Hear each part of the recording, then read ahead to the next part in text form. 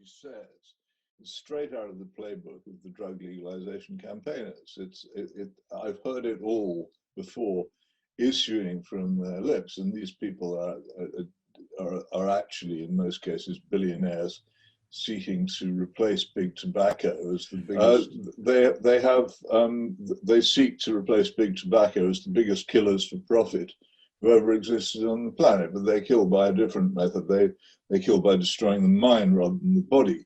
But this is an enormous, extremely well-financed campaign. Examine the campaign for Proposition 64 in California and see what kind of people are involved in pursuing this cause, and you will see who you are helping. And if I don't actually see why any Christian should want to help such people in the objective that they have. And while they are still prevented from doing what they seek to do, I think we should do everything we can to prevent them. Also, this word criminalize, the taking and the possession of these drugs is illegal. That's one of the main differences with alcohol prohibition.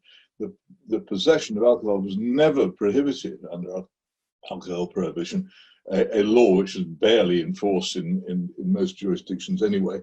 But the point about it is this: if you actually enforce a law against the possession of marijuana, the drug on which I concentrate in these matters because it is so widely used and because so many people foolishly use it, if you pursue a policy of actually penalizing people under the law for possessing it, then the use of it declines. And the particular jurisdictions where this is established are in Japan and South Korea, both of which have absolutely refused to join in the funky hippiedom of the rest of the advanced world and continue to prosecute possession. Now, what happens is, of course, that people who are arrested are not immediately thrown into prison for 500 years. They're warned by the police not to do it again. And if they do it again, then they are indeed punished. That's the way in which criminal law is enforced, and it works.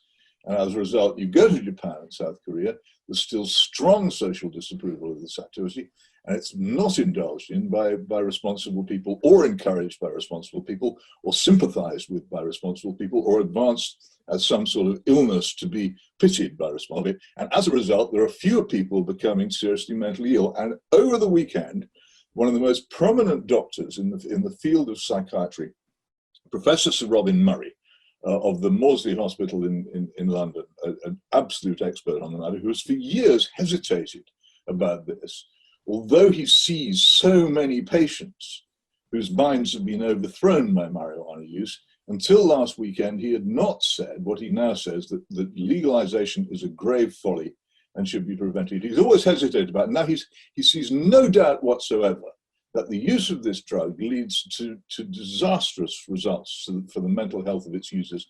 And the only way of discouraging this is the law. We will make America great again.